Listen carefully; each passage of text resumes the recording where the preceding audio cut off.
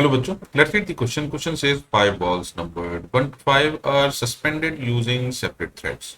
Pairs 1, 2, 2, 4, 4, 1 show electrostatic attraction, while pair 2, 3, 4, 5 show repulsion. Therefore, ball 1 must be 1 positively charged, 2 negatively charged, 3 neutral, and 4 made of metal.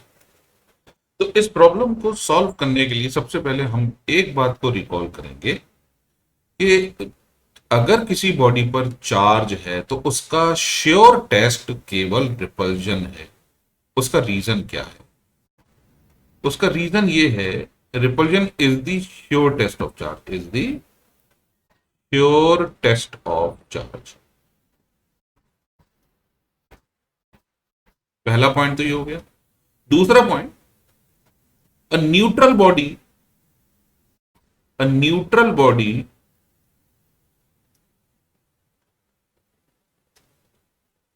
gets attracted to charged body, gets attracted to charged body।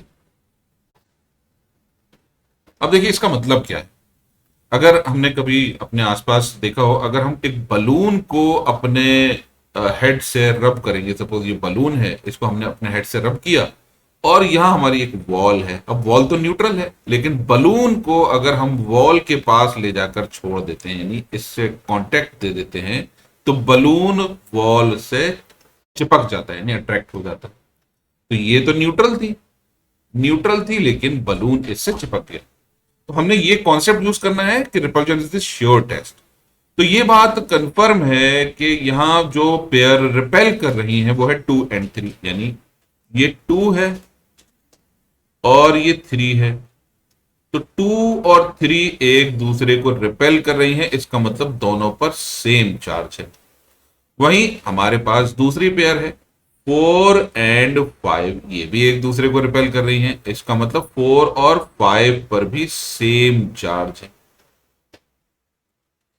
वहीं दूसरी तरफ हम देख सकते हैं, यानी यहां पर वन के बारे में अभी हमें कोई इंफॉर्मेशन नहीं दे रखी, लेकिन यहां दे रखा है 2 और 4 एक दूसरे को अट्रैक्ट कर रहे हैं। इसका मतलब ये बात कंफर्म हो गई कि अगर इन दोनों में अट्रैक्शन है तो 2 और 4 पर ऑपोजिट चार्ज है। तो 2 और 4 पर हो गया ऑपोजिट चार्ज, राइट।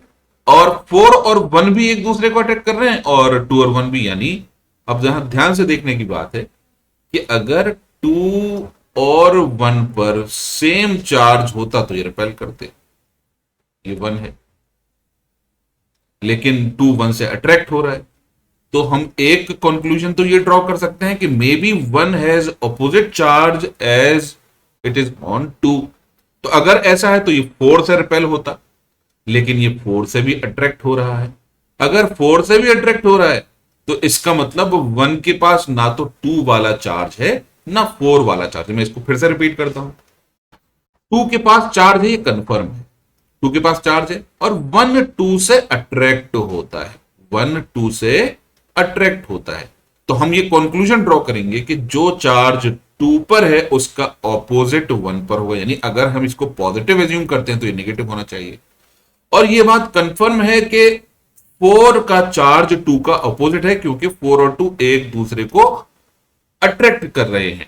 और जैसा मैं पहले रिपीट कर चुका हूं, 4 पर श्योरली चार्ज है क्योंकि 4 और 5 एक दूसरे को रिपेल कर रहे हैं। तो इसका मतलब 4 के पास होना चाहिए नेगेटिव चार्ज, लेकिन हमें मालूम है 1 4 से भी अट्रैक्ट हो रहा है। इसका मतलब 1 के ऊपर नेगेटिव चार्ज अगर होता तो ये 4 से अट्रैक्ट नहीं होता, रिपेल होता। इसका मतलब 1 is neutral, that's why it is getting attracted to 2 as well as 4। तो आंसर हो जाएगा 3। I hope you understood the solution. Thank you.